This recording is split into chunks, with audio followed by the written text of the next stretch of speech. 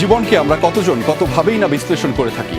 কখনো কখনো জীবনের নানা পরিচয় উপস্থাপন করি, সেই উপস্থাপনায় কেউ কেউ নিজেকে ফেমাসও মনে করি। কিন্তু দর্শক, আমরা বিশ্বাস করতে চাই আপনারা প্রত্যেকেই ফেমাস, প্রত্যেকেই নিজ নিজ কাজে অসাধারণ এবং ফেমাস। বিশ্বাসটা শুধু নিজেকে করতে হবে, আর আমরা আপনার সেই বিশ্বাসের জন্য বারংবার আপনাকে প্রশ্ন করে মনে করিয়ে দিতে চাই, আর ইউ ফেমাস। দর্শক, স্বাগত জানাচ্ছি আর ইউ ফেমাস সিজন 4-এ। আপনাদের সাথে রয়েছি আমি, আহমেদ রেজা।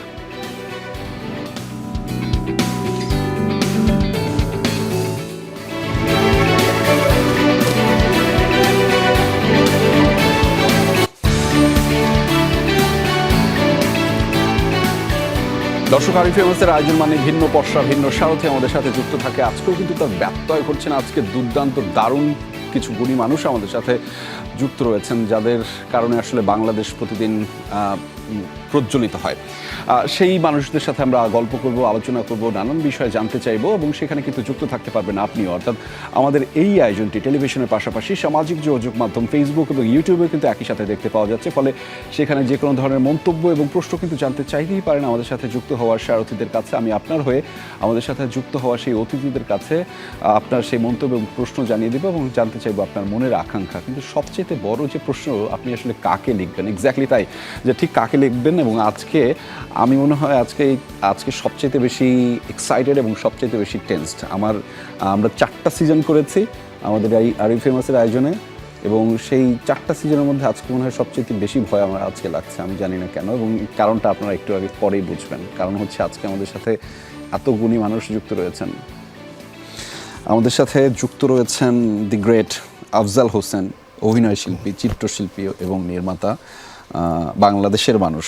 আমরা যাকে বাংলাদেশের মানুষ হিসেবে বলে বেশি বেশি গর্ব করি। আপনাকে স্বাগত আর ইউ ফেমাসের আয়োজনে। ভালো আছেন নিশ্চয়ই? ভালো আছি, কিন্তু ঠান্ডায় গলা বসে আছে। শুনবো আপনার কাছ থেকে, এই গলা বসা অবস্থাতেই একটু শুনবো। দর্শক, আমি যে মানুষটার অনেক ফ্যান, মানে অনেক ফ্যান বলতে অনেক ফ্যান, এটা মানে এসিও হতে পারে অনেকটা সময়, এবং যার কাজ আমরা তো ছোটবেলা থেকে দেখি, অনুপ্রাণিত করে, এবং এত ইন্সপিরেশনাল একটা ক্যারেক্টার, মানে অফ স্ক্রিন এবং অন স্ক্রিন দুইটা জায়গাতেই সব সময় আমাদের পছন্দের মানুষ, গুণী অভিনয় শিল্পী এবং পরিচালক আফসানা মিমি। স্বাগত আপনাকে আমাদের আর ইউ ফেমাসের আয়োজনে। ভালো আছেন নিশ্চয়ই? ভালো আছি, অনেক ধন্যবাদ। কিন্তু তোমার সাথে কথা ছিল যে তুমি আফজাল ভাই সম্পর্কে, আফজাল ভাইয়ের সামনে আমার সম্পর্কে কোনো বিশেষণ দেবে না, তাহলে আমাকে সোফার পিছনে পালিয়ে যেতে হবে। আজকে আমি নিশ্চয়ই, আমার দর্শকরা বুঝতে পেরেছেন, আজকে আমি আসলে কেন বেশি পাজলড, ভয় পাচ্ছি এবং টেন্সড, একই সাথে এক্সাইটেড। কেন? কারণগুলোর উত্তর কিন্তু আপনারা ইতিমধ্যে পেয়ে গেছেন। কারণ আমরা বাংলাদেশের দুই লিজেন্ডারি অ্যাক্টর এবং অ্যাক্ট্রেসকে পেয়েছি আমাদের সাথে আমাদের আর ইউ ফেমাসের আয়োজনে, যারা আসলে দিন শেষে বাংলাদেশের মানুষ ব্যাপারটা ভাবতেই এত দারুণ ভালো লাগে। আমার মনের মধ্যে একটা স্বতঃস্ফূর্ততা কাজ করে যে এটা বাংলাদেশের, এবং এটা আমাদের অবশ্যই গর্বের। একই সাথে আমাদের সাথে আজকের আয়োজনে যুক্ত রয়েছেন রিয়াজুল হক ইমরান, পরিচালক। স্বাগত আপনাকে আর ইউ ফেমাসের আয়োজনে। নিশ্চয়ই ভালো আছেন ইমরান ভাই? হ্যাঁ, ভালো আছি। আপনার কি আমার মতো একটু টেনশন কাজ করছে? একটা সত্য কথা বলেন। একটু টেনশন আমি অভ্যস্ত না খুব বেশি। আচ্ছা। ভাইয়া আপু যেরকম অভ্যস্ত, তাদের জীবনে তারা অনেকবার এরকম ইন্টারভিউ ফেস করছে। আচ্ছা। তা আমার এটা দ্বিতীয়বার। আচ্ছা। তো আর 2-4 এরকম ঘটলে বোধহয়। প্রথমবার তো দেখলাম যে খুব পটপট করে কথা বললে, আজকেও নিশ্চয়ই হবে। ওটা লাইভ ছিল না, এইজন্য। আচ্ছা, আজকেও কোনো সমস্যা নেই। আজকে তো আমরা লাইভে আছি। কে বলছে? আমরা শুধু এখানে বসেছি একটা আড্ডা দেওয়ার জন্য, এবং সেই আড্ডার, যেহেতু আপনি বলেছিলেন যে তাদের অসংখ্যবার আসলে তারা বিভিন্ন সাক্ষাৎকারের সম্মুখীন হয়েছেন, যেহেতু আপনি কম করেছেন, সো আমি আপনাকে দিয়ে শুরুটা করতে চাই। আমাদের সাথে দুজন গুণী মানুষ যুক্ত রয়েছে, কিন্তু তার আগেও আপনাকে দিয়ে আমি শুরুটা করতে চাই। ইমরান ভাই, আর ইউ ফেমাস? ওকে, জি। মানে প্রথমে ব্যাপারটা হচ্ছে যে আমি সেটা বোঝার জন্য এখানে আসছি। আচ্ছা। যে আমি ফেমাস কিনা। আর নিজের ফিলিং হচ্ছে যে আমি যেহেতু এই প্রোগ্রামে আসছি আর 2জন ফেমাস মানুষের পাশে বসে আছি, তাহলে বোধহয় আমি কিছুটা ফেমাস আর কি, বা ওইদিকে যাচ্ছি, এরকম কিছু হবে হয়তো। অবশ্যই। এবং এখানে ব্যাপারটা এরকম না যে আমি আপনাকে হুট করে জিজ্ঞেস করলাম আর ইউ ফেমাস, ব্যাপারটার সাথে একটা মেটাফোর যুক্ত আছে। আমি সেটা নিয়ে কথা বলবো। তার আগে আমার খুব পছন্দের মানুষ মিমি আপা, আপনাকে আমার একটু জিজ্ঞেস করতে হয়, যদিও আমার জন্য এই প্রশ্নটা দুজনকে জিজ্ঞেস করতে ইতস্তত বোধ হচ্ছে। Are you famous? এটা স্কিপ করে ওই পাশটায় চলে গেলে ভালো হতো। না, আমি করব, এই জন্য একটু সময় নিচ্ছি। আমি ঢোক গিলে একটু নিজেকে সামলে তারপর প্রশ্নটা করব তাকে। ফেমাস শব্দটা আমার কাছে খুব একটা গুরুত্বপূর্ণ সেই অর্থে নয়, তবে ফেমাসের একটা অল্টারনেট শব্দ হতে পারে। আমি আসলে খুবই ব্লেসড। সাথে আমাদেরকেও এই আশীর্বাদে, আপনি আশীর্বাদের জার্নিটাতে যুক্ত করেছেন নিশ্চয়ই আপনার কাজের মাধ্যমে। স্যার, আপনার কাছে জিজ্ঞেস করা আমার মানে খুবই ইতস্তত বোধ করতেই হয় দুজনের কাছে এই প্রশ্নটা আমার জিজ্ঞেস করা, মানে আর ইউ ফেমাস?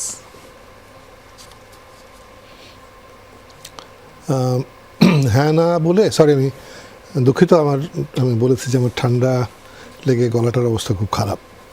কিন্তু সকালবেলা এই অনুষ্ঠানে আসবার আগে ভালোই ছিলাম।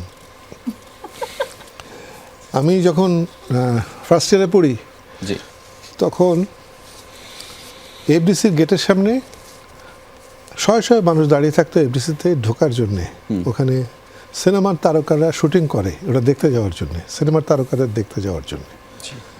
তখন ডেফিনেটলি এই যে শয়ে শয়ে মানুষ দাঁড়িয়ে থাকতেন, এরা কেউ ফেমাস নন, ফেমাসদের দেখতে যাওয়ার জন্যে অপেক্ষা করতেন। তখন কারা ফেমাস ছিলেন জি, বুঝতে পারি। আচ্ছা। আর এখন যদি মাঝে মাঝে মনে হয় যে আমি কেন ফেমাস, দেশে তো সবাই ফেমাস এখন। তাই দেশে এখন সবাই ফেমাস। বাট একটা বিষয় যে আপনারা, মানে আমি যদি এটা বলি, বেশ কয়েকটা প্রজন্ম ধরে এই ফেমাস ব্যাপারটা একটা ধরে রেখেছেন। এটা এমন না যে আজকে আফজাল হোসেন ফেমাস, আপনি বলে বলে বেড়াচ্ছেন আমি আফজাল হোসেন চেনো আমাকে, আমি আফসানা মিমি চেনো আমাকে। এটা শুধুমাত্র আপনাদের কাজের মাধ্যমে। আমাদের এই আর ইউ ফেমাসের ব্যাপারটা আমরা সবসময় এরকম বলি যে যারা নিয়মিতভাবে আপনারা এবং দীর্ঘ সময় ধরে বাংলাদেশকে সার্ভ করে যাচ্ছেন, বাংলাদেশের জন্য যারা কাজ করছেন, তারাই আসলে এই বাংলাদেশকে ভালো রাখেন। সো আমাদের এই আর ইউ ফেমাস ব্যাপারটা জিজ্ঞেস করার ব্যাপারটা হচ্ছে এরকম যে আপনি আপনার কাজটা ঠিকমতো করছেন। এটা আমরা একটু রূপক অর্থে একটু ভিন্নভাবে জিজ্ঞেস করি। আপনারা এত দারুণভাবে কাজটা করছেন এবং সবসময় যেটা বলি, আমি শুরুতে বলছিলাম যে আপনারা বাংলাদেশের মানুষ, ব্যাপারটা ভাবতেই আমার কাছে এত বেশি ভালো লাগে যে অনেক বেশি গর্বের। আপনার কথার সূত্র ধরে আমি প্রশ্ন করেননি, কিন্তু আমি বলতে চাই একটা বিষয়। সেটা হলো যে প্রত্যেক মানুষের কিছু নিবেদন করার ক্ষমতা থাকে, যার যার ক্ষেত্র মতো করার ক্ষমতা থাকে, এবং যাদের করার ইচ্ছা থাকে তারা আসলে, আমার মনে হয় যে একজন অভিনয় করেন, অভিনয় করে তার ভালো লাগাটা কি, ভালো লাগাটা হচ্ছে একটা মাত্রা প্রতিষ্ঠা করতে চান। একজন লেখেন, তিনি মাত্রা প্রতিষ্ঠা করতে চান, ভাববার বিষয় করে তুলতে চান। এই যে বিভিন্ন ক্ষেত্রে মানুষ কাজ করেন আসলে নিজেকে ফেমাস বানানোর জন্য না, নিজেকে নিবেদন করবার জন্যে, যে নেশানের হয়ে আমার ক্ষেত্রে আমি কিছু করছি যে আমাকে ফেমাস করবে না, একটা কর্মের ক্ষেত্রকে বিশেষ করে তুলবে। এবং বিশেষটা আসলেই বিশেষায়িত বলেই মানে আমাদের গর্বটা এত দারুণভাবে হয়। আমি দর্শক, আপনারা জানেন আমাদের প্রতি সপ্তাহে আর ইউ ফেমাসের আয়োজনটা হয়, এটার জন্য আমাকে একটু পড়াশোনা করতে হয় প্রত্যেককে জানার জন্য, বোঝার জন্য। আমি আজকে আমার এখানে আমি কমিয়েছি পরবর্তীতে 30টা পেজ হয়েছিল, 30টা, সেটা থেকে কমিয়ে এখন 17টা আছে। আমি তারপরে মনে হচ্ছে যে আমি আসলে কিছুই জানতে পারিনি, কিছুই বুঝতে পারিনি, কিছুই নোটটা টুকে নিতে পারিনি, মনে হয় যে কোনটা যেন ভুলে গেছি। সো আমি অনেকগুলো প্রশ্ন জানবার রয়েছে, আমি একটু তার আগে জানিয়ে রাখতে চাই, যেহেতু আমি খুবই বেশি এক্সাইটেড আজকে, এবং সে কারণে আমার চোখে আমি আজকে একটা সুরমা দিয়ে এসেছি। সেই সুরমাটা হচ্ছে রঙিন সুরমা। সেটা কেন? রঙিন সুরমা কেন কেন দিয়ে এসেছি আমি আজকে? ওকে, কারণ আপনাকে বেঁচে থাকতে গেলে আপনার জীবনকে রঙিন করতে হবে, তাই রং দরকার হবে, আপনার চোখে রং দরকার হবে, মনে রং দরকার হবে। ইমরান আমাকে জিজ্ঞাসা করেছিলেন একজন, হ্যাঁ, যে রঙিন সুরমা খুব ভালো লেগেছে, কিন্তু নাম রঙিন সুরমা কেন? কেন কেন নামটা রঙিন সুরমা? জি, আচ্ছা, এটা বলতে গেলে আসলে গল্পে যেতে হবে একটু।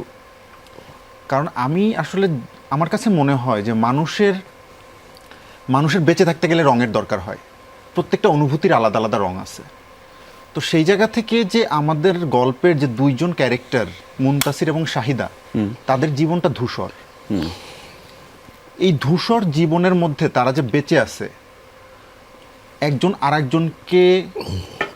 আরেকজনকে সাথে নিয়ে যে বেঁচে আছে, তো এই সাথে নিয়ে বেঁচে থাকাটা তাদের ওই ধূসর জীবনে বা তাদের সত্য ধূসর জীবনটাতে যে তারা বেঁচে আছে, এই বেঁচে থাকাটা আসলে ছোট ছোট রঙিন কিছু মুহূর্ত তৈরি করে তারা বেঁচে আছে নিজেদের মধ্যে। জি। এবং এটা সাধারণ এটা হয় কি যে সত্যের রং আসলে ধূসর, কারণ সত্য যেটা সেটাই সত্য সলিড, এটা রং বদলানোর কিছু নাই, যেটা হয়েছে সেটাই প্রমাণমান। কিন্তু মিথ্যার অনেক ছোট ছোট ছোট ছোট অনেক ধরনের অনেক রং থাকে। একটা মিথ্যা ঢাকতে আমরা আরেকটা মিথ্যা বলি, সেটাকে ঢাকতে আরেকটা মিথ্যা বলি, এরকম করে করে আমরা আসলে রং বিভিন্ন সময় রং পাল্টাই, মিথ্যার অনেক রং হয়। তো ওদের জীবনটা মিথ্যা হইলেও মানে ধূসর হইলেও শাহিদা এবং মুনতাসিরের ওরা ছোট ছোট যে মিথ্যা দিয়ে ওদের জীবনটাকে আগায় নিয়ে যাচ্ছে, হ্যাঁ ভালো রাখার চেষ্টা করছে, বেঁচে থাকার চেষ্টা করছে। এই জন্য আসলে গল্পটার নাম রঙিন সুরমা। সুরমার এক্সাক্ট কালারটা ধূসর, কিন্তু এটা যখন আমরা চোখে দেই তখন সেটা আলাদা একটা সৌন্দর্য ক্রিয়েট করে, ওকে, একটা রং ক্রিয়েট করে। আমি একটু দর্শকদেরকে আরেকটু ক্লিয়ার করে রাখতে চাই। সুরমা হচ্ছে রঙিন সুরমা, এটি ওটিটি প্ল্যাটফর্ম চরকিতে একটি দারুণ কন্টেন্ট আছে, যেটিতে অভিনয় করেছেন আমাদের গুণী দুজন মানুষ, যাদেরকে আমরা আজকে আমাদের অতিথি হিসেবে পেয়েছি, এবং সেটির নির্মাতাও আমাদের সাথে রয়েছেন। এবং সেই গল্পের কথাটা আপনার মাধ্যমে শুনছিলাম, সেখানেই ঠিক জানতে চাওয়া মিমি আপা আপনার কাছে, অনেক কিছু মিথ্যে দিয়ে জীবনকে সহজ করা যায়। আমরা যখন বড় হয়েছি ব্যাপারটা শুনেছি যে মিথ্যে আসলে ভালো না কখনোই, এবং এটি কি আসলে সহজ করে জীবনকে, নাকি আসলে কষ্টটা বাড়ায়? এবং যে কষ্টটা আমি যখন আপনাদের এই কাজটি দেখছিলাম, সেই কষ্টটার একটা বহিঃপ্রকাশ একদম শেষ অংশে গিয়ে আমরা দেখছিলাম যে এটি একটা ফাঁপা কষ্ট, যেটি আপনাদের কাজের মধ্যে, আমি কাজের কথা বলছি, যেখানে লালন করেছিলেন দুজন মানুষ দুরকম করে চার দেয়ালের মধ্যে, সেটা লালন করে ভালো থাকার জন্য। সেটা কি ভালো থাকা? আমি যদি শাহিদার কনটেক্সটে বলি, জি, হ্যাঁ, এক রকমের ভালো থাকা তো অবশ্যই। আমার কেন যেন এখন এখানে বসে রবীন্দ্রনাথের একটা গান মনে পড়ছিল বারবার, যে খেলাঘর বাঁধতে লেগেছি আমার মনের ভিতরে। তো মুনতাসির আর শাহিদার তো আসলে ওটা একটা খেলাঘরই, এবং সেই খেলাঘরে গল্পটা বারবারই তৈরি করে মুনতাসির। শাহিদা এক ধরনের মানে ওদের জীবন নাটকের অংশগ্রহণকারী। শেষটাতে যখন আমরা যাই, আবারও সেই গল্পে যেতে হচ্ছে, যেখানে আসলে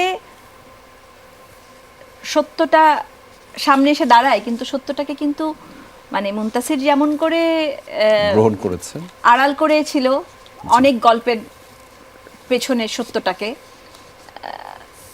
আমি কিন্তু কথাটা বললাম, দেখো, আড়াল করা ঠিক মিথ্যা নয়, আড়াল করা মানে সত্য যখন অনেক কঠিন হয়ে সামনে এসে দাঁড়ায়, তখন যদি সেই সত্যটাকে কেউ একটু আড়াল করে অনেক রকমের গল্প দিয়ে, তখন ওই মানুষ দুটোর ভালো থাকাটা খুব দরকারি হয়ে পড়েছিল। ওটাই ওদের প্রেম, ওটাই তাদের প্রেম রচনা করে এইভাবে। হ্যাঁ, আর ওই শেষ দৃশ্যের ব্যাপারটাতে আমার আজকে এসে মনে হচ্ছে আমি ইমরানের সাথে মোটামুটি ধরো যে 3টা দিন শুটিংয়ে, আফজাল ভাই তো খুব শান্ত মানুষ, আর আমি হচ্ছে কি একটু পচা ধরনের, ওর জীবনটাকে আমি মনে হয় জ্বালিয়ে দিয়েছি। হ্যাঁ, না, আজকে বোধহয় সকলের সামনে তোমার কাছে আমার একবার ক্ষমা চেয়ে নেওয়া উচিত। আচ্ছা, যেটাই ঘটেছে নিশ্চয়ই ভালোর জন্যই ঘটেছে, যেটাই করা হয়েছে। হ্যাঁ, তো তোমরা যখন রঙিন সুরমার পোস্টারটা দেখো, ওখানে দেখো অনেক হলুদ হলুদ হলুদ হলুদ ফুল, তাই না? আমরা যখন গাছটাকে দেখি, গাছটার মধ্যে কিন্তু কোনো ফুল ছিল না, গাছটার মধ্যে ছিল সবুজ পাতা। ওর সাথে আমার ঝগড়া, কারণ আমি পড়তে পড়তে গল্পে মাথায় ধরে নিয়েছিলাম যে গাছটা আমার চোখের সামনে আসবে, ওকে আমি একটা হলুদ ফুল আলা গাছ দেখবো। আসলে কিন্তু হলুদ ফুলটা গাছে ছিল না, গাছটা সবুজ, ফুলটা হয়তো কখনো ধরবে হলুদ। সংলাপে বলা হয়েছে, হ্যাঁ, সংলাপে বলা আছে যে এটা কি গাছ, হলুদ ফুল গাছ। তো এটা নিয়ে ওর সাথে আমার ঝগড়া, কারণ আমি কল্পনায় দেখে রেখেছি আমি গাছের মধ্যে একটা হলুদ ফুল। হ্যাঁ, এরবার যখন ডিরেক্টর আমাকে বলছে, আমি বলছি এখানে না হলুদ ফুল থাকবে, ও বলছে না। আমি প্রথমে মানে যেটা হয় মাথায় আমরা একটা কিছু নিয়ে নিলে ওখান থেকে বেরোতে সময় লাগে। আমি তো খুবই মানে যখন আমি কাজটা দেখেছি তখন আমি বুঝতে পেরেছি যে কেন আসলে ওই গাছটায় কোনো হলুদ ফুল ছিল না।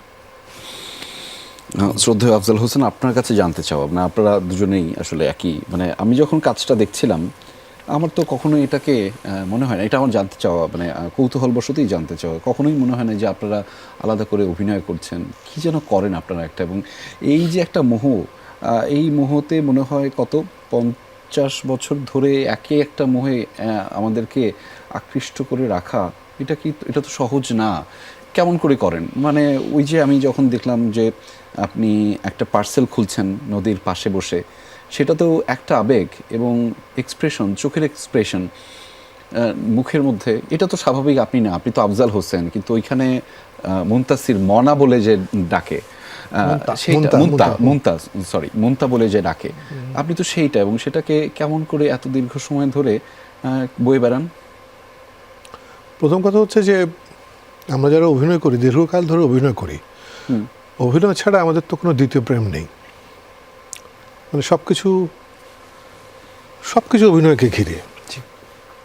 তো আমার মনে হয় যে যারা আসলে অভিনয় করেন, সেটা মানে আমাদের বয়সী হোক বা আমাদের কম বয়সের হলেও, মানে প্রত্যেকে তো একটা চরিত্রের জন্যে কাঙালিপনা থাকে, যে একটা চরিত্র যদি পাই এরকম, সেটা আমি 50 বছর ধরে অভিনয় করলেও আমার ভেতরে আছে, ও যদি 30 বছর ধরে অভিনয় করে ওর মধ্যেও আছে, যে 10 বছর ধরে অভিনয় করছে তার মধ্যেও থাকবে। তো ইমরান যখন এই গল্পটা পড়তে দেয়, চিত্রনাট্যটা পড়তে দেয়, তখন পড়াতেই কিন্তু আমার ভালো লাগে। আর ভালো লাগাটা যে মিমিরও লেগেছে সেটা বুঝতে পারি, যে অভিনয় ছাড়াও যেহেতু আমাদের মধ্যে একটা সম্পর্ক আছে, যোগাযোগ আছে, ও পড়া মানে উত্তেজিত হয়ে আমাকে বলছে আপনি এটা পড়েছেন কিনা, তার মানে ও যে চরিত্রটা পড়েছে ওটার ভালো লেগেছে, আমি যে চরিত্রটা পড়েছি সেটা ভালো লেগেছে, এবং তারপর থেকে এটা করছি কি করছি না সেটা গুরুত্বপূর্ণ হয়ে ওঠে নাই। অভিনয় শিল্পী কিন্তু তখন থেকে মনে মনে ভাবতে শুরু করবে আমি ওই ক্যারেক্টারটা। ইমরান, ওকে আমি চিনি না, ও আমাকে ফোনে প্রথম যোগাযোগ করে স্ক্রিপ্ট দেওয়ার আগে, এবং ইমরান আমাকে জিজ্ঞাসা করেছিল যে আমরা একটু ভাবছি আপনাকে নিয়ে একটু কাজ করবো। আমি একটু খুব মিনমিন করে বলছিল যে আপনার রেমুনারেশনটা কত।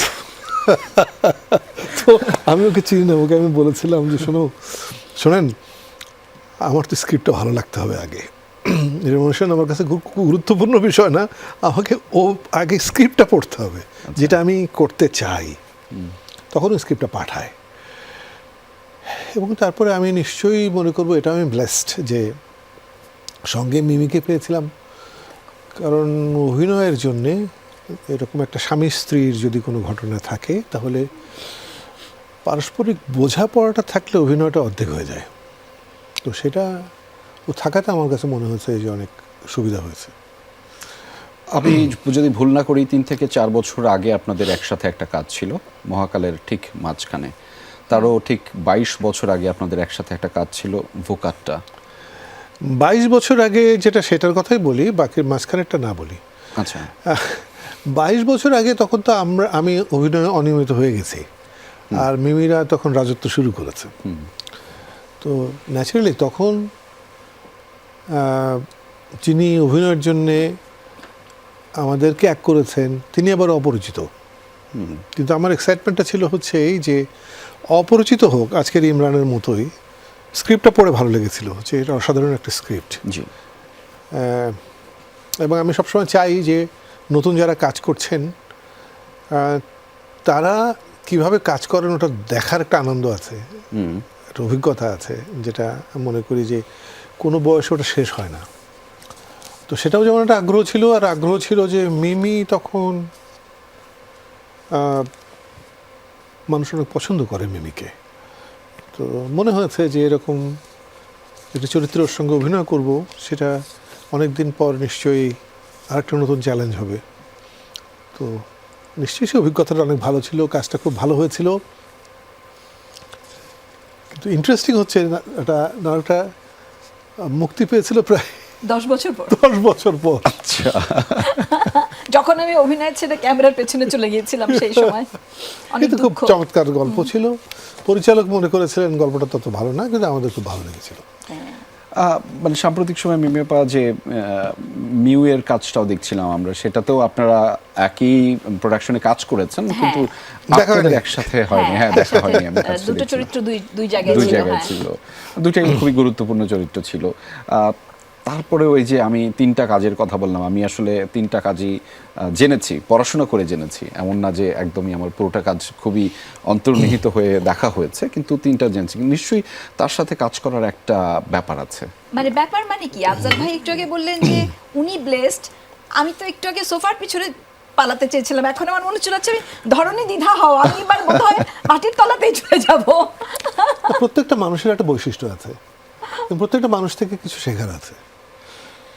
আর একটা মানুষ যখন, ওই যে আপনি প্রশ্ন করছিলেন যে আর ইউ ফেমাস, অভিনয় করতে করতে তো একটা জায়গায় পৌঁছায়, এমনি এমনি তো পৌঁছায় না, জি। একটা মাত্রা তো তাকে প্রতিষ্ঠা করতে হয়। জি।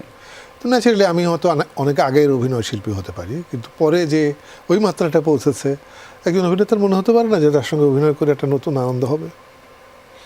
কিন্তু আমার এখানে আপনার কাছে একটা প্রশ্ন, মিমিয়াপা যখন কাজ, আপনি আপনার প্রেক্ষাপট থেকেই শুরুটা যদি করি, আপনি যখন বলছিলেন যে মিমিয়াপা যখন কাজ শুরু করেন, ঠিক তারও আগে আপনি এত দারুণ জনপ্রিয়, এবং তখন এই যে বড় একটা স্ক্রিন, যেটাকে আমরা চলমান চিত্র বা চলচ্চিত্র বলি, সেইখানেও আপনি খুব বেশ জনপ্রিয়, এবং সেখান থেকে কাজ করার পরে নাটকে এবং বিশেষ করে বিজ্ঞাপন নির্মাণে আপনাকে বেশি ঝুঁকে যেতে দেখা গেল। চলচ্চিত্রটাকে কেন কন্টিনিউ করলেন না আপনি? সবাইকে দিয়ে সব কিছু হয় না। কিন্তু সবাই তো আপনাকে অ্যাকসেপ্ট করছিল। না, সবাইকে দিয়ে সব কিছু হয় না, কারণ প্রত্যেক জায়গার একটা আলাদা বিশেষত্ব আছে, এবং আমি মনে করেছি যে আমি ওই জায়গাটার উপযুক্ত নই। সেই সময়টা আমার মনে হয়েছে যে আমি ওই জায়গাটার উপযুক্ত নই, এবং বুঝতে পেরে চলে এসেছি। এবং এত বছর পর আমি যখন পিছনে ফিরে তাকাই, তখন আমার মনে হয় সিদ্ধান্তটা আমি ঠিক নিয়েছিলাম। ঠিক নিয়েছিলেন কি? ওই সময়ে কিন্তু যারা চলচ্চিত্রে ছিল প্রত্যেকে কিন্তু একটা বড় অংশ আর কি, তাদের নিবেদন, জীবনের বড় একটি অংশ নিবেদন করেছেন চলমান চিত্রে। না না না না, আমিও বলতে পারবে। আমাদের বন্ধু হুমায়ুন ফরিদি, জি। ও কিন্তু অভিনয় ছাড়া কোনো কিছু করতে চায়নি, এবং করতে চায়নি বলেই সে প্রফেশনাল ফিল্মের অ্যাক্টর হয়েছিল। এবং এই আশা নিয়ে হয়েছিল যে আমাদের পাশের দেশে বড় অভিনেতাদের কেন্দ্র করে গল্প রচিত হয়েছে এবং চলচ্চিত্র বদলে গেছে। ও বিশ্বাস করেছিল যে ওর মধ্যে এই গুণটা আছে, মানে আমাদের চেয়ে অনেক উঁচু মাত্রার অভিনেতা ছিল। সে মনে করেছিল যে এখানকার গল্প পাল্টাবে, এখানকার চরিত্র বদলাবে, টোটাল ফিল্ম বদলাবে। কিন্তু আমরা দুঃখের সঙ্গে দেখেছি ফিল্মের জায়গায় ছিল, ফরিদিকে বদলাতে হয়েছিল। এবং যে বদলটা এখন এসেছে, জি। আমি খুব মিস করি যে ফরিদ ভাই বড্ড অসময়ে চলে গেলেন। আর এবং আমি এটা বিশ্বাস করি যে এখনকার নির্মাতারা ফরিদ ভাইকে অনেক মিস করেন। অনেক, নিশ্চয়ই অনেক। একদমই। মানে এখনকার নির্মাতারা ফরিদির যে অভিনয় ক্ষমতা ছিল সেই অনুযায়ী চরিত্র রচনা করতে পারেন। জি, আমি আপনার জার্নিটা তো দীর্ঘ, মানে এই দীর্ঘ জার্নিতে আমরা অনেককে যুক্ত করার চেষ্টা করছি। আপনার জন্য একটা ছোট সারপ্রাইজ আছে। আমাদের সাথে একজন অভিনেতা যুক্ত রয়েছেন যে আপনার সাথে 1 মিনিট কথা বলতে চান। আমাদের সাথে কে যুক্ত রয়েছেন আমরা একটু দেখতে চাই, এবং আমাদের সাথে দুজন গুণী মানুষ যুক্ত রয়েছেন। আমরা তার কেউ কে কে কে কে আমাদের সাথে তৌসিফ মাহবুব অভিনেতা যুক্ত রয়েছেন। স্বাগত আপনাকে তৌসিফ, নিশ্চয়ই ভালো আছেন। আমাদের সাথে দুজন দুর্দান্ত গুণী মানুষ যুক্ত রয়েছেন, আফজাল হোসেন এবং আফসানা মিমিয়াপা। আপনি নিশ্চয়ই তাদের সাথে কথা বলতেই চাইবেন। জি, আসসালামু আলাইকুম সবাইকে। আমার সঙ্গে আসলে তোমাদের দুজনের কারো সরাসরি ওভাবে পরিচয় কখনো হয়নি, এই জন্য আসলে আমি যখন এই সুযোগটা পেলাম নিজেকে পরিচয় করানোর আফজাল স্যার এবং মিমি ম্যামের সঙ্গে, আমি সেই সুযোগটা সদ্ব্যবহার করার চেষ্টা করলাম। এই জন্যই আসলে আমি আজকে এভাবে চলে আসলাম। ভুল করে থাকলে ক্ষমা করে দিবেন প্লিজ। এই পাগল ছেলে, তুমি তো পুরস্কার পেলে মেরিল প্রথম আলোতে, তারপর জি, তোমাকে আপনাদের- দেখে ভীষণ খুশি হয়ে গেলাম। কে বলেছে তোমায় চিনি না? জি, আমি জানি না, মানে তবু আর কি, মানে অফিসিয়ালি আসলে আমি কখনো বলতে পারিনি যে আমি তসিম মাহবুব আমি ছোটবেলা থেকে আপনাদের কাজ দেখে অনেক ইন্সপায়ার্ড, এবং আসলে আজকে আপনারা ওভাবে কাজ একসময় না করলে আমরা কোনোদিন স্বপ্ন দেখতাম না কাজ করার। ইয়েস। এটা আসলে বলতেই হয়। আমাদের সাথে আফজাল হোসেন আছেন। আপনি তৌসিফ ভাই, আপনি কি তাকে কিছু বলতে চান? অবশ্যই তাদের কাজ আমাদের অন্য একটা মাত্রায় নিয়ে গেছে এই বাংলাদেশকে, 56,000 এই বাংলাদেশকে। অবশ্যই স্যার, অবশ্যই। আসলে স্যার আপনাকে আমি শুধু শেষ কাজটা নিয়ে বলি, যেটা আমি আপনার দেখেছি যে দ্বিতীয় সহ বা পেট কাটা সহ, যেটাতে আমি যে চরিত্রটা আপনি করেছেন, তো এখনো এই যে এসে আপনি যে পারফরমেন্সটা দিচ্ছেন, সেটা আসলে আবারও আমাকে অনেক ইন্সপায়ার করে। মানে স্যার কিভাবে পারেন, যদি আমাকে একটু বলতেন স্যার। তো সেভ আপনারা যেভাবে পারছেন সেটা কিভাবে পারছেন? আমরা তখন মাসে 2 মাসে একটা নাটক করতাম। তো সেটা তো অনেক রিহার্সালের পর অন্তত 10 জন আর্টিস্ট একটা নাটকের জন্য 7 দিন এক জায়গায় বসে রিহার্সাল করা, পরস্পরের সঙ্গে কথা বলা, তো কাজটা অনেক সহজ হয়ে যেত। আমি যতটুকু শুনেছি, এখন আমার টেলিভিশন নাটকের সঙ্গে এরকম সম্পর্ক নেই, কিন্তু আপনাদের নাম জানি, কিছু কিছু দেখেছি, অবশ্যই বলবো না যে অনেক দেখেছি, কিন্তু এইটুকু জানতে পারি যে প্রত্যেকেই অনেকগুলো কাজ করেন এবং আলাদাভাবে কাজ করার চেষ্টা করেন, নিজের একটা অস্তিত্ব অবস্থান তৈরি করবার চেষ্টা করেন। এই বিষয়টি আমাদের আমলের চেয়ে এখন অনেক কঠিন বলে আমারই উল্টো জানতে ইচ্ছা করে আপনারা কিভাবে পারেন। তৌসিফ, আমি তো সেরকম যে সব কাজ দেখা হয়নি, কিছু কিছু তো দেখেছি। রাইট। বিশেষ করে এবার মেরিল প্রথম আলোতে জুরি ছিলাম, তখন অনেকগুলো কাজ দেখেছি। আমার যেটা ভালো লাগছে সেটা হচ্ছে যে দেখো, প্রথম যখন আমরা কাজ করতেছি সবাই একটু নভিশ থাকি, কিন্তু আমি ওদের অনেক কাজ দেখেছি, তৌসিফের, জোবানের, আমার কাছে ভালো লেগেছে যে ওরা কিন্তু গ্রো করছে, জি, চেষ্টাটা করছে, এবং এটা খুব চমৎকার, আপনাদের লিগেসিটা টেনে নিয়ে যাচ্ছে। আচ্ছা, আমি তো আফজাল ভাই সম্পর্কে একটু বলতে চাই। আমরা শুনবো, কারণ আমাকে এর মধ্যে আরো অনেক কিছু বলতে হবে। এখন সবচেয়ে গুরুত্বপূর্ণ যেটা বলতে হবে, এটার অন্যতম ধারক হচ্ছে আফজাল হোসেন। একটা বিজ্ঞাপন নিতে হবে। দর্শক, বিজ্ঞাপন বিরতিতে যেতেই হচ্ছে এই মুহূর্তে। ফিরছি একটু পরে। আর ফেমাসের আয়োজন থেকে কোথাও যাবেন না। দর্শক, আরো একবার স্বাগত। আপনারা দেখছেন আর ফেমাসের আয়োজন। 2-3জন গুণী মানুষ আমাদের সাথে যুক্ত রয়েছেন, যাদের সাথে আড্ডাটা হচ্ছিল বেশ জম্পেশ। অনেকক্ষণ ধরে ইমরান ভাই আপনার সাথে কথাই হচ্ছিল না, বলার পরে বলছে, মনে পড়ছে যে আচ্ছা ঠিক আছে।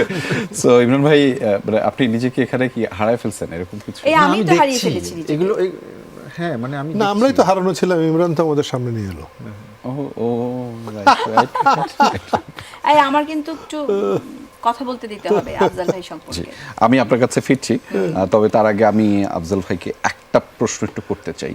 আমি 2টা লাইন বলছি আপনাকে, আমি জানি যে আপনি 2টা লাইন খুব ভালো করেই জানেন, তারপর একটু মনে করিয়ে দেয়া। কেন মনে করিয়ে দেয়া সেটা কারণও বলছি। একটা লাইন হচ্ছে এরকম, আমি একদিন তোমায় না দেখিলে। আরেকটা লাইন হচ্ছে, তুমি আজ কথা দিয়েছো।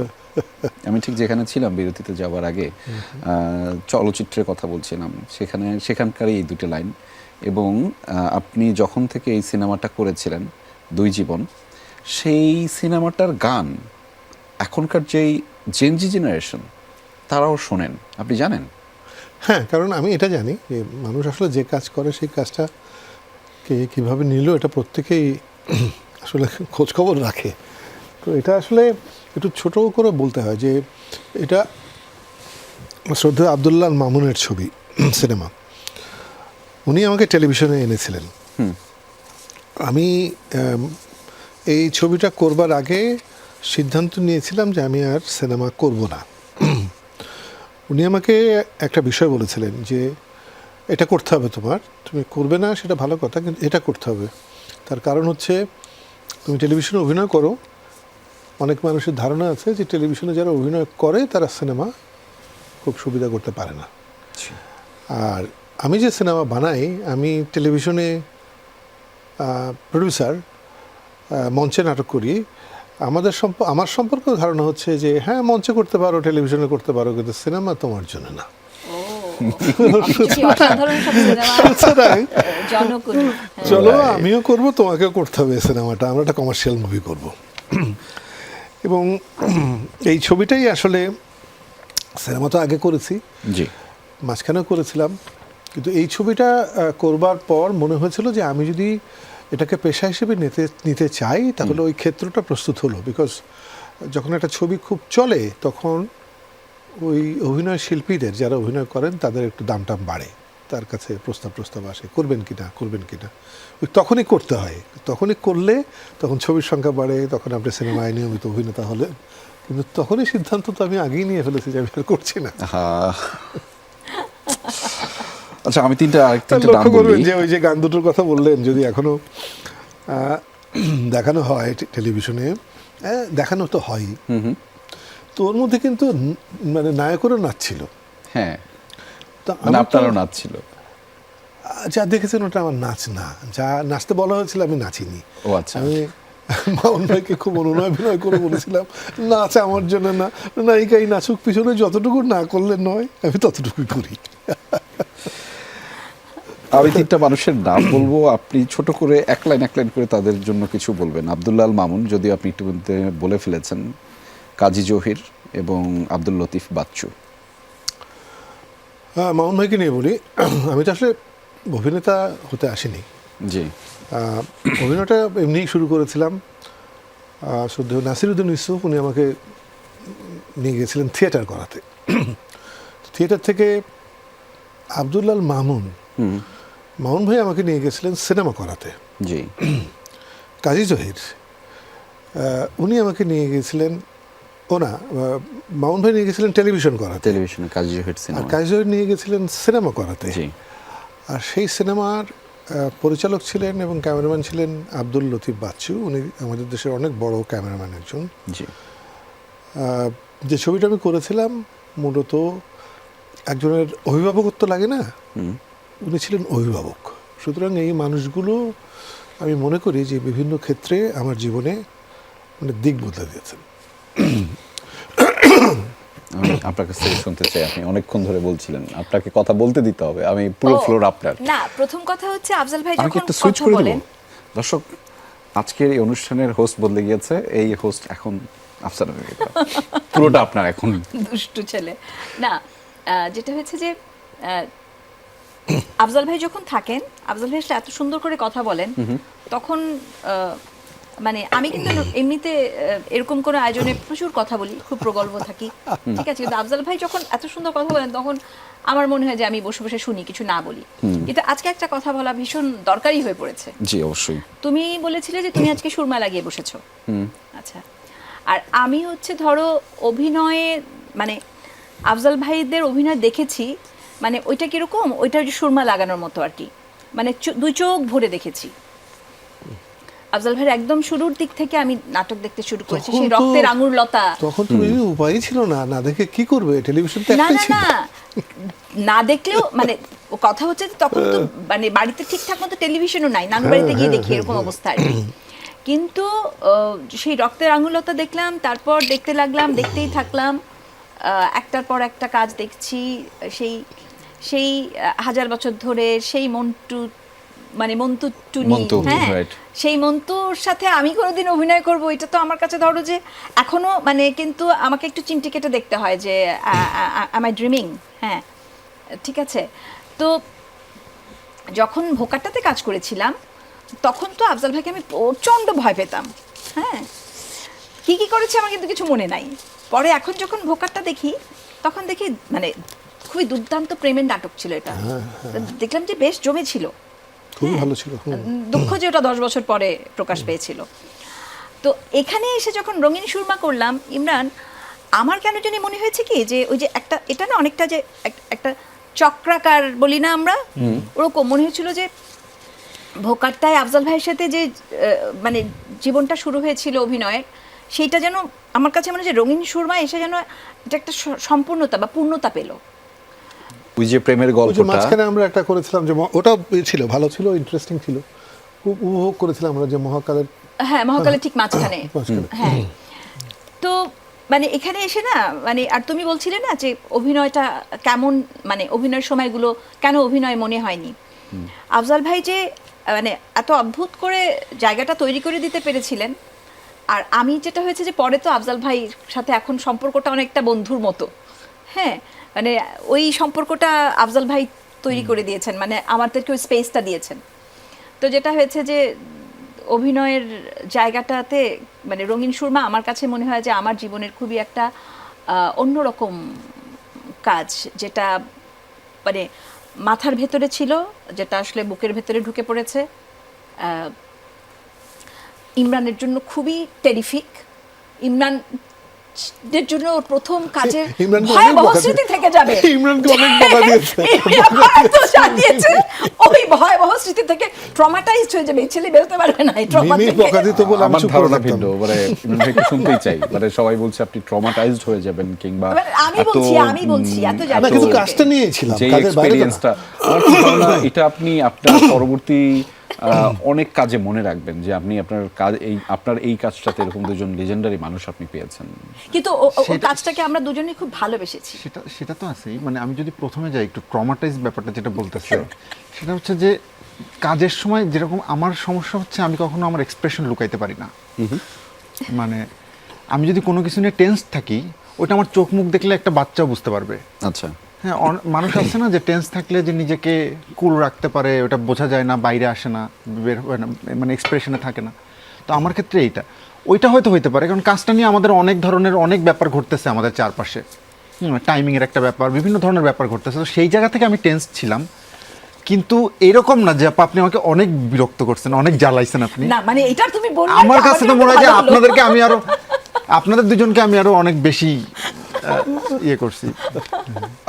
ইমরান ভাই একটা বিষয় জানতে চাও, মানে আমি যদি বলি যে ক্যামেরার পেছনের মানুষদের একটা চিন্তা ভাবনা থাকেন, সেটা অন্যরকম, আর ক্যামেরার সামনে যারা থাকেন তাদের একটা চিন্তা ভাবনা অন্যরকম। এই তিনজন মানুষই হচ্ছেন ক্যামেরার পেছনেও কাজ করেছেন। তো তাদেরকে আপনি যখন ডিরেকশন দিচ্ছেন, আপনার তো একটা চিন্তা থাকে এই কাজটা পোট্রে করবার জন্য, সেটা কি আপনার মনে হয়েছে যে এরা তো দীর্ঘ সময় ধরে ক্যামেরার পেছনেও থাকা মানুষ, আপনার মধ্যে কোনো ধরনের হেজিটেশন বা ইতস্তত বোধ কি হয়েছে? না, এটা মানে আমি যখন শুরুর দিকে আমার ছিল এই ব্যাপারটা ছিল, এই চিন্তাটা একটু ছিল যে আমি আসলে এত সিনিয়র দুজন আর্টিস্টকে আমি ডিল করতে পারবো কিনা এটা। কিন্তু যখন আমি ভাইয়া এবং আপার সাথে যখন আমি কথা বলছি পুরোপুরি, এবং তারা যখন স্ক্রিপ্টটা পড়ার পরে যখন তাদের সঙ্গে আমরা কিন্তু অনেকবার বসছি, আমরা এটা অনেকবার বসছিটাকে আমি একটু কারেকশন করে দিই, ও কিন্তু খুবই কঠিন ডিরেক্টর, আমাদেরকে অনেক খাটিয়েছে। হ্যাঁ, কারণ রিহার্সাল করতে হবে, আপু একটু বসি, গল্পটা একটু বুঝি, ক্যারেক্টারগুলো নিয়ে একটু কথা বলি। তো এই বিভিন্ন সময় তারা দুজন যখন আমাকে সময়টা দিয়েছেন, মানে শ্যুটের আগেই আমরা বেশ কয়েকবার যখন এই সময়টা পাইছি আর কি আমি তাদের কাছ থেকে, তখন ওইটা আস্তে আস্তে দূর হয়ে গেছে। মানে ওই ভয়টা বা ওই সংশয়টা, যেটা ভয় থেকে বেশি সংশয়টা, ওইটা দূর হয়ে গেছে যে পারবো কিনা, বা তারা দুইজনই ডিরেক্টর, আবার ক্যামেরার সামনে কোন আচরণটা দেখবো আমি, কিন্তু তারা একদমই সেটা আলাদা করতে পারে দুইজনই, এবং দুজনই খুব ভালোভাবে আলাদা করতে পারে লাইফটাকে, নাইলে এত ভালো অ্যাক্টর কি করে। একদম। কিন্তু তারপর আমাকে একটু ইমরান ভালো করেছে, একটু নির্লজ্জও আছে। মানে এই অর্থে নির্লজ্জ বলছি যে শেষের দিন আমার একা শুটিং ছিল, মিমি ছিল না। আমি সারাদিন শুটিং শেষ করার পর মিমিকে ফোন করেছে যে আমার খানিকক্ষণ পর পর মনে হয়েছে যে মিমি তুমি একটু আসো, আমাকে উদ্ধার করো, কারণ অনেক জ্বালাতন করে মানে কি একটা টেক হয়েছে। হ্যাঁ, অভিনেতা কিন্তু নিজে বুঝতে পারে যে কোনো অভিনয় শিল্পী বুঝতে পারে যে আমি কীরকম করতে পারলাম, যদি তার খারাপ লাগে সেই বলবে, কিন্তু পরিচালক হিসেবে ও যে সন্তুষ্ট হয় না, এবং 3বার 4বার মানে আমি একজন সিনিয়র মানুষ, আমাকে বলতে যে ও লজ্জা করছে না, ও বলছে না আর একবার নেবো, নিয়ে টিয়ে সব শেষ আর বলছে না প্রথমটাই ভালো ছিল।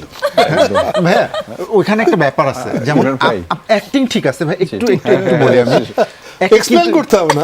হ্যাঁ, কিন্তু ওখানে দেখা যায় কি যে ভাই পুরো ফ্রেমটার মধ্যে তো আরো অনেকগুলো এলিমেন্ট আছে। হ্যাঁ, তো কোনো একটা মানে শুট ভাইয়ের অ্যাক্টিং ঠিক আছে, কিন্তু পেছন থেকে একজন মানে কোত্থেকে ক্যারেক্টারটা আসছে তখন আমি কি করবো আসলে? একদম এখন তো আমাকে তো কিন্তু মানে রঙিন সুরমার সবকিছু ছাপিয়ে আমার মাথার মধ্যে খালি ওই ইমেজটাই ঘুরতে থাকছে যে আফজাল ভাই ওই পানির মধ্যে থেকে ওই যে লাঠিটা দিয়ে ছবিটা তুলছেন, মানে আমার না ওই জায়গাটা মানে যতবারই দেখি আমার কেমন যেন লেগে ওঠে আর কি। আমাকে একটু নির্লজ্জ হতে হবে, খুবই সরি, নির্লজ্জের জায়গাটা হচ্ছে আমাকে একটা বিরতি নিতে হচ্ছে। দর্শক, আরিফ ফেমাসের আয়োজনই থাকুন, কোথাও যাবেন না। দর্শক স্বাগত আরও একবার, আপনারা দেখছেন আরিফ ফেমাসের আয়োজন। এক গুণী মানুষ, গুণী সারথী আমাদের সাথে যুক্ত রয়েছেন। আমাদের হাতে খুবই অল্প সময়, আমরা আসলে 2-3টি বিষয় নিয়ে কথা বলতে চাই। আফজাল হোসেন, আপনাকে দিয়ে শুরুটা করতে চাই। আমি কয়েকটি আপনার অভিনীত এবং দর্শকপ্রিয় কয়েকটি কাজের নাম বলছি। কুল নাই কিনার নাই, পারলেনা রুমালি, জোহরা, রুমকি। আচ্ছা, আমি তাহলে যেখান থেকে এখানে রুমালি রেখা, জোহরা, ওহ দেবদূত, রক্তের আঙুরলতা ইত্যাদি, এই প্রত্যেকটি কাজে আপনার সাথে কাজ করেছেন আমাদের আরো একজন গুণী অভিনেত্রী সুবর্ণা মুস্তফা। একটা মাঝখানে আমাকে এক লাইন বলতে হচ্ছে, সেটা হচ্ছে যে এই প্রত্যেকটা কাজ আমার দেখা, কি ভালো লাগছে শুনতে নামগুলো। এবং বাংলাদেশের মানুষ আপনাদের এই জুটিটাকে মিস করে, আপনি নিশ্চয়ই করেন, এবং দীর্ঘ সময় আপনাদেরকে দেখা হয় না। আমাদের একটা সৌভাগ্য হলো, ইমরান ভাই সেই সৌভাগ্যটা করলেন আপনাদের দুজনকে একসাথে করার। এইটা কি আবার দেখতে পাবো আমরা, আফজাল সুবর্ণা জুটি? না, আমরা করেছি, তারপরে অনেক করেছি, কিন্তু জিনিসটা যেটা সেটা হলো যে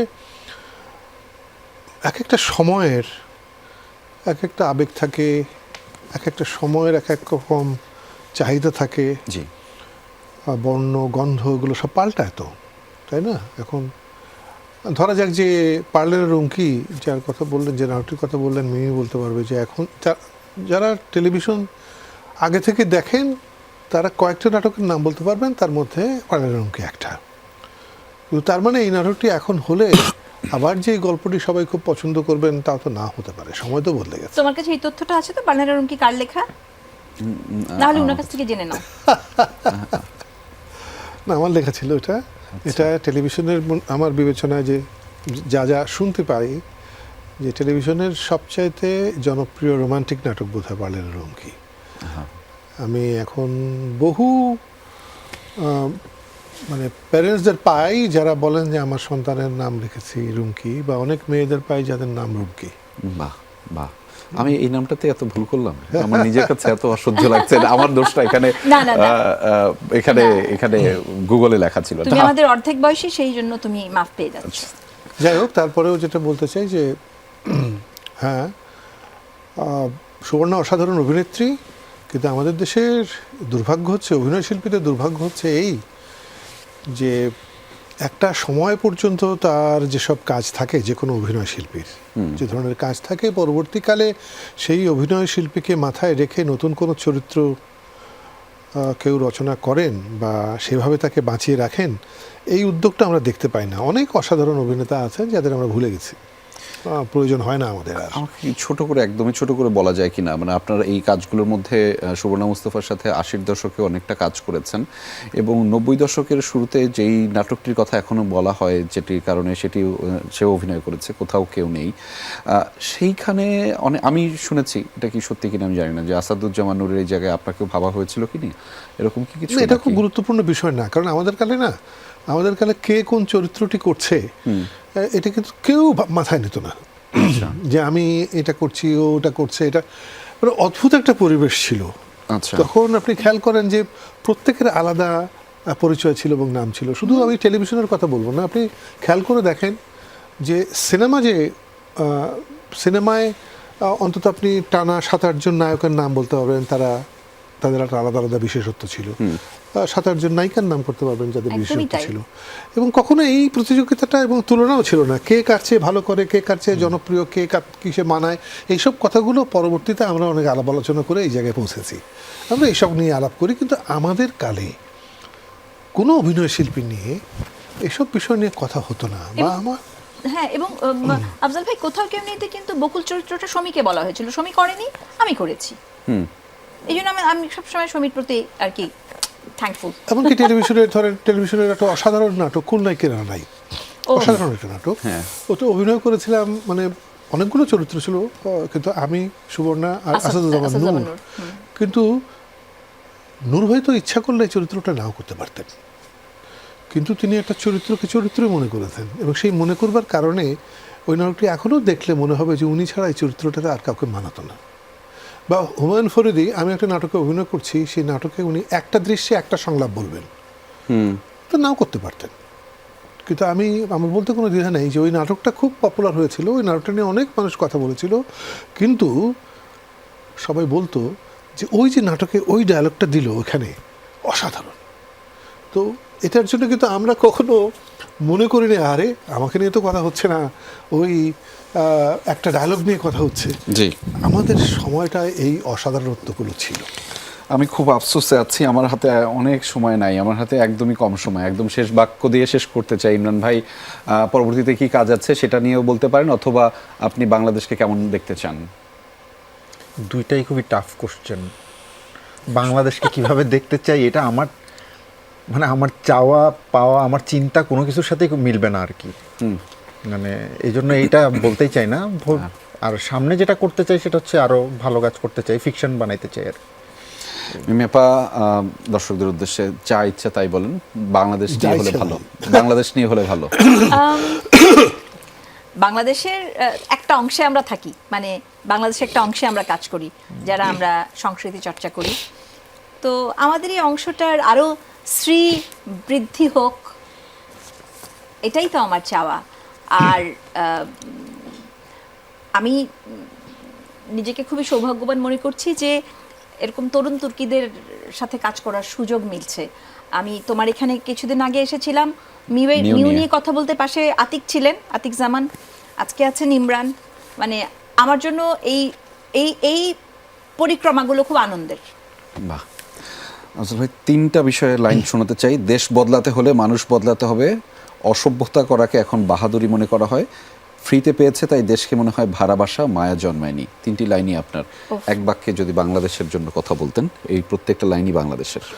এক বাক্যে মানে কি, আমি যেটা বিশ্বাস করি সেটা হচ্ছে দেশটা তো আমাদের সবার, জি, এবং সবাই তো নিশ্চয়ই চাই দেশটা ভালো থাকুক। জি, আর দেশটা ভালো থাকতে পারে একটা উপায়ে, আপনি যদি চান যে আপনার দ্বারা কেউ কষ্ট যেন না পায়, আপনার দ্বারা যেন দেশ দুঃখিত না হয়, আপনি যেন মানুষকে ভালো রাখতে পারেন।